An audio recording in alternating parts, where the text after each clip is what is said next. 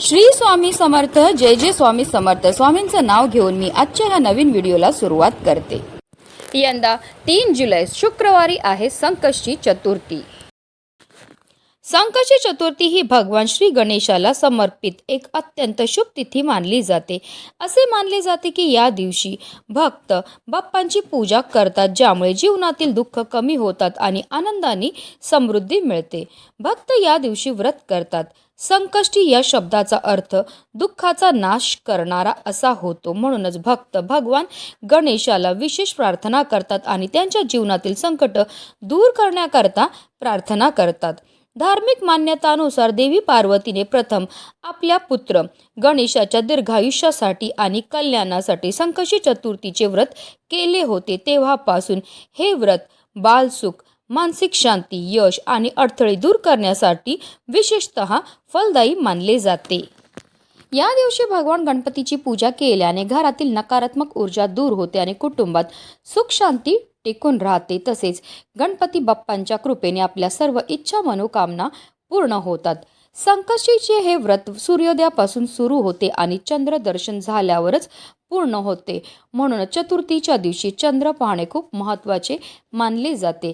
चंद्र पाहिल्यानंतरच हे व्रत संपते व पूर्ण होते.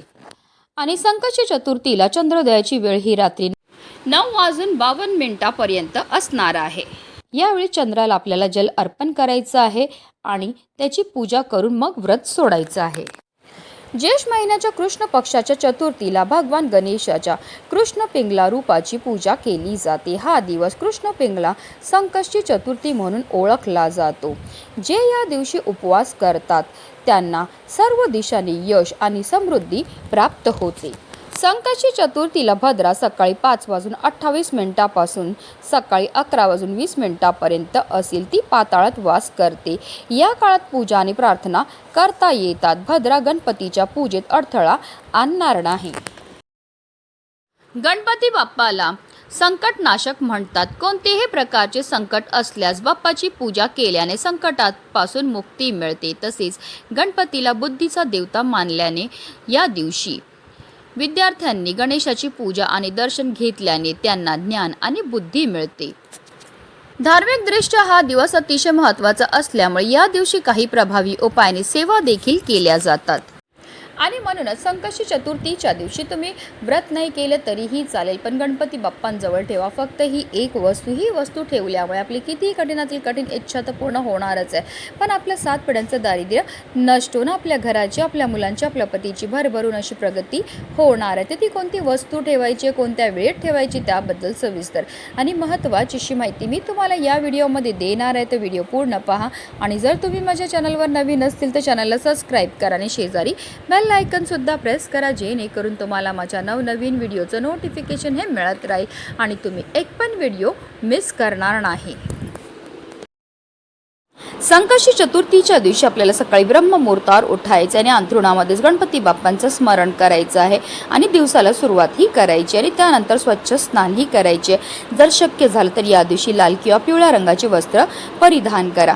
त्यानंतर आपल्याला सर्वप्रथम देवघरामध्ये दिवा हा प्रज्वलित करून घ्यायचा आहे, कारण कोणतीही सेवा किंवा कोणताही उपाय जर आपण अग्नीच्या साक्षीने केला तर त्यामध्ये आपल्याला निश्चित सफलताही प्राप्त होत असते. त्यानंतर आपल्याला सूर्यदेवांना जल अर्पण करायचं आहे आणि आपल्याला विधिवत देवपूजाही करून घ्यायची आहे. जर तुमच्याकडे गणपती बाप्पांची मूर्ती असेल तर त्यांना तामनामध्ये घ्यायचं आहे आणि त्यांच्यावर आपल्याला जलाभिषेक किंवा पंचामृताने अभिषेक हा करायचा. 11 पळी पाणी आपल्याला गणपती बाप्पांवर अर्पण करायचं. प्रत्येक पळी पाणी अर्पण करताना आपल्याला ओम गणपते नमः या मंत्राचा जप हा करायचा आहे.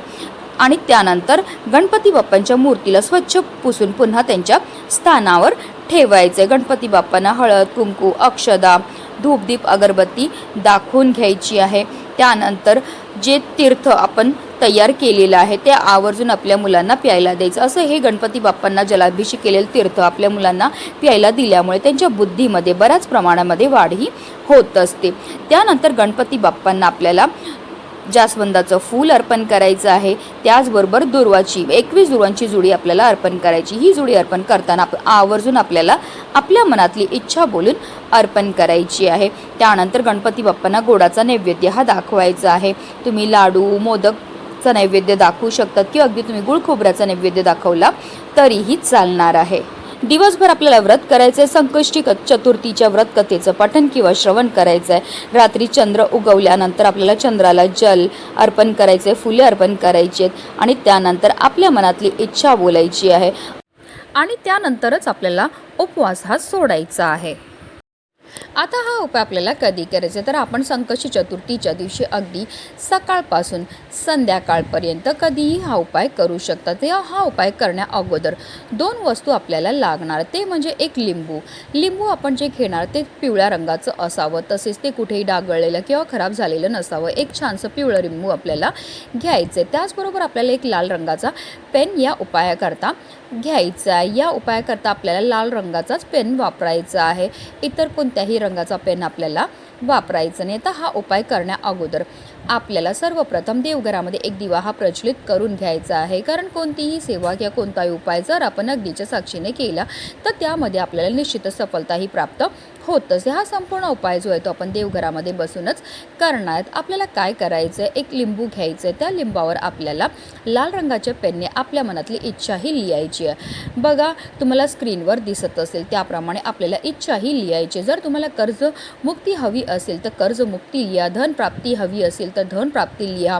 विवाहाची इच्छा असेल तर विवाह लिहा, नोकरी प्राप्तीची इच्छा असेल तर नोकरी लिहा किंवा इतरही कोणती इच्छा असेल जी काही केल्याने पूर्ण होत नसेल तर ती इच्छा आपल्याला मनोभावे त्या लिंबावर लिहायचं। तर हे लिंबू आपल्याला आपल्या उजव्या हातामध्ये घ्यायचं आणि काही सेवा ह्या करायच्या। तर आपल्याला एक वेळा गणपती बाप्पांचं संकटनाशक स्तोत्राचं पठण करायचं। त्याचबरोबर आपल्याला 108 वेळा तुम्हाला जो पण गणपती बाप्पांचा मंत्र येतो, जसं की ओम श्री विघ्नहर्ताय नमः किंवा ओम गणपतये नमः, या मंत्राचा आपल्याला 108 वेळा जप हा करायचा। या दोन्ही अतिशय उच्च कोटीच्या सेवा आहेत। या सेवा केल्यामुळे फारच लवकर आपल्यावर गणपती बाप्पा हे प्रसन्न होतात। त्यानंतर आपल्याला दोन्ही हात जोडून मनोभावे गणपती बाप्पांना प्रार्थना करायची। आपल्या आयुष्यामध्ये असणारे जे संकट आहेत, विघ्न आहेत, दोष आहेत ते दूर करण्याकरता आपल्याला मनोभावे प्रार्थना करायची। त्याचबरोबर जी इच्छा आपण त्या लिंबावर लिहिलेली ती इच्छा पूर्ण करण्याकरता सुद्धा आपल्याला गणपती बाप्पांना बोलायचं आहे, कारण गणपती बाप्पा हे इच्छापूर्ती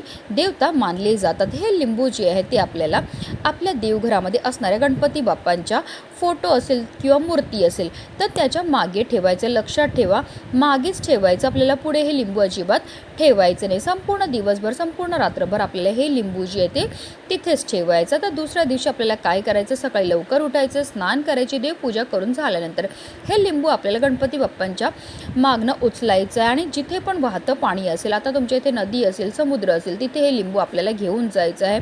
पुन्हा एकदा आपल्या मनातली इच्छा जी लिंबावर लिहिली ती आपल्याला बोलायची आहे आणि हे लिंबू जे आहे ते आपल्याला वाहत्या पाण्यामध्ये प्रवाहित करायचं आहे। संकष्टी चतुर्थीच्या दिवशी हा उपाय करण्याला विशेष महत्त्व हे दिलं जातं। हा उपाय केल्यामुळे आपली कितीही कठीणातील कठीण इच्छाही साक्षात गणपती बाप्पा पूर्ण करतील। म्हणूनच व्हिडिओ जास्तीत जास्त लोकांपर्यंत शेअर करा, जेणेकरून प्रत्येकाच्या आयुष्याचं कल्याण हो हीच मनामध्ये इच्छा। गणपती बाप्पा मोरया।